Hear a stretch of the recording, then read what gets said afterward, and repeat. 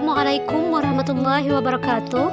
Hai, apa kabar? Semoga kita selalu dalam lindungan Allah Subhanahu wa Ta'ala. Pada video kali ini kita akan membahas tentang energi dalam sistem kehidupan bagian kedua. Pada materi ini akan membahas tentang transformasi energi dalam sel, metabolisme sel, dan sistem pencernaan. A. Transformasi energi dalam sel. Transformasi energi adalah perubahan energi dari satu bentuk ke bentuk lainnya. Pada makhluk hidup heterotrop atau makhluk hidup yang tidak dapat membuat makanan sendiri, energi bersumber dari makanan yang dikonsumsi. Energi ini bertransformasi mulai dari energi potensial, energi kimia menjadi panas, kemudian menjadi energi kinetik untuk beraktivitas. Transformasi energi terjadi di dalam organel yang terdapat di dalam sel. Jika pada tumbuhan terjadi di dalam klorofil, jika pada hewan dan manusia terjadi di dalam mitokondria. 1. Transformasi energi oleh klorofil. Klorofil adalah zat hijau daun yang terdapat dalam organel sel tumbuhan yang disebut kloroplas. Klorofil berfungsi dalam fotosintesis. Energi radiasi sinar matahari yang ditangkap oleh klorofil berfungsi melancarkan proses fotosintesis. Glukosa hasil fotosintesis dimanfaatkan oleh tumbuhan sebagai sumber energi untuk tumbuh dan berkembang. Oksigen hasil fotosintesis ditransformasikan ke makhluk hidup lain seperti untuk respirasi manusia dan hewan. Kemudian di dalam tubuh manusia dan hewan, oksigen ditransformasikan sebagai sumber energi. 2. Transformasi energi oleh mitokondria. Perhatikan gambar. Mitokondria adalah organel yang terdapat di dalam sel yang memiliki peran dalam respirasi atau pernapasan sel. Di dalam mitokondria, energi kimia digunakan untuk mengubah karbohidrat, protein, dan lemak. Mitokondria banyak terdapat pada sel otot makhluk hidup dan sel saraf.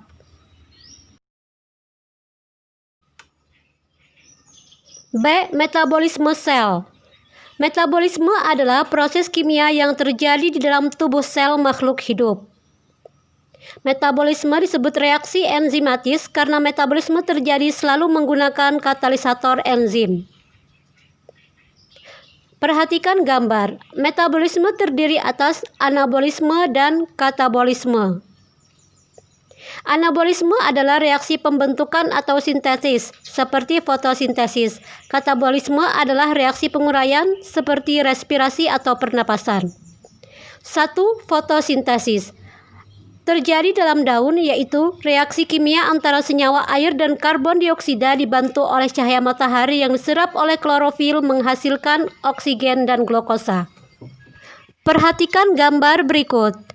Proses fotosintesis terjadi ketika gas karbon dioksida dengan rumus kimia 6CO2 berikatan dengan senyawa air dengan rumus kimia H2O dengan bantuan cahaya matahari yang diserap oleh klorofil akan membentuk atau menghasilkan oksigen dengan rumus kimia 6O2 dan karbohidrat dengan rumus kimia C6H12O6.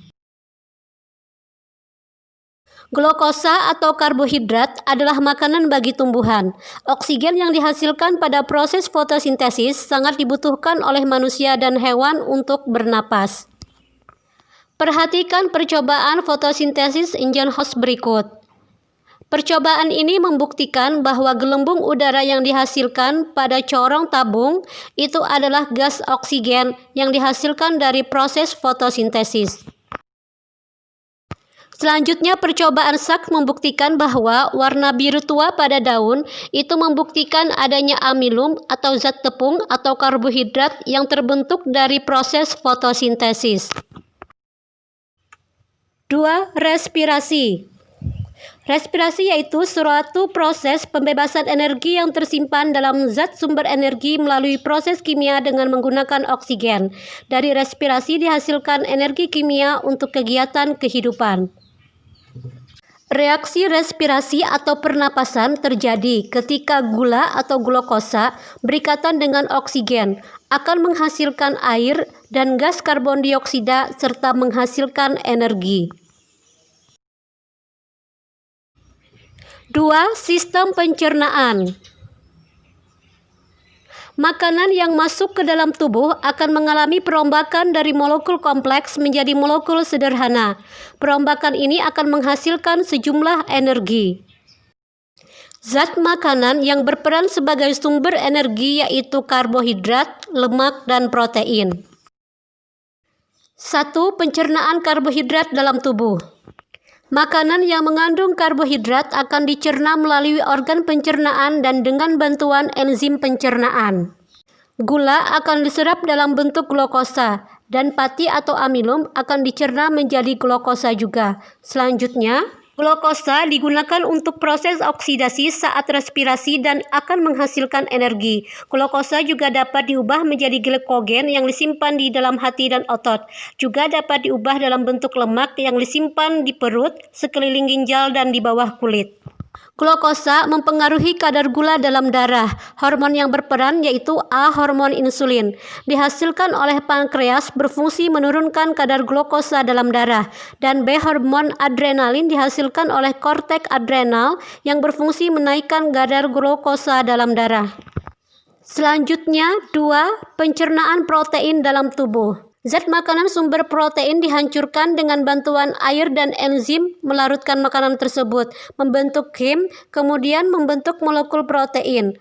Protein dipecah oleh enzim pepsin, dipecah lagi dengan enzim erepsin, akan menghasilkan asam amino. Asam amino akan diserap jonjot usus halus, langsung dapat diserap oleh jaringan untuk berbagai keperluan menurut fungsi protein tersebut. Zat sisa berupa NH2 dan senyawa organik sederhana akan dikeluarkan ginjal dalam bentuk urea, amonia yang akan keluar bersamaan dengan urin atau air seni. Asam amino juga akan dideaminasi dalam liver atau hati, akan membentuk asam keto dalam siklus asam sitrat seperti metabolisme karbohidrat. Protein tidak dapat disimpan di dalam tubuh, sehingga kelebihan protein akan segera dibuang melalui air seni. Zat sisa yang tidak mengandung nitrogen akan diubah menjadi karbohidrat dan lemak. Oksidasi 1 gram protein dapat menghasilkan energi 4 kalori. Kelebihan protein dapat mengakibatkan pembengkakan hati dan ginjal karena beban kerja organ tersebut lebih berat dalam menguraikan protein dan mengeluarkannya melalui air seni. Gangguan kekurangan protein biasanya terjadi bersamaan dengan kekurangan karbohidrat. Gangguan tersebut dinamakan busung lapar atau hunger edema. Ada 2 bentuk busung yaitu kwashiorkor dan marasmus seperti pada gambar A dan B. 3. Pencernaan lemak dalam tubuh. Makanan besar dihancurkan. Gumpalan dihancurkan oleh garam empedu menjadi molekul lemak. Kemudian diuraikan lipase menjadi molekul asam lemak dan molekul gliserol. Kemudian diabsorpsi atau diserap oleh jonjot usus halus, diubah menjadi senyawa yang diperlukan oleh jaringan. Selanjutnya dibawa darah ke jaringan atau organ untuk dihidrolisis lagi. Sebagian besar disimpan dalam jaringan adiposa, sisanya diekskresikan melalui ginjal dan paru-paru. Gangguan metabolismenya berupa tertimbunnya senyawa aseton yang dapat menyebabkan gangguan pernapasan. Kesulitan bernapas terjadi karena meningkatnya tingkat keasaman dan jumlah CO2 yang tertimbun. Kelainan ini dinamakan asidosis. Demikian video pembelajaran kali ini, semoga bermanfaat dan terima kasih. Wassalamualaikum warahmatullahi wabarakatuh.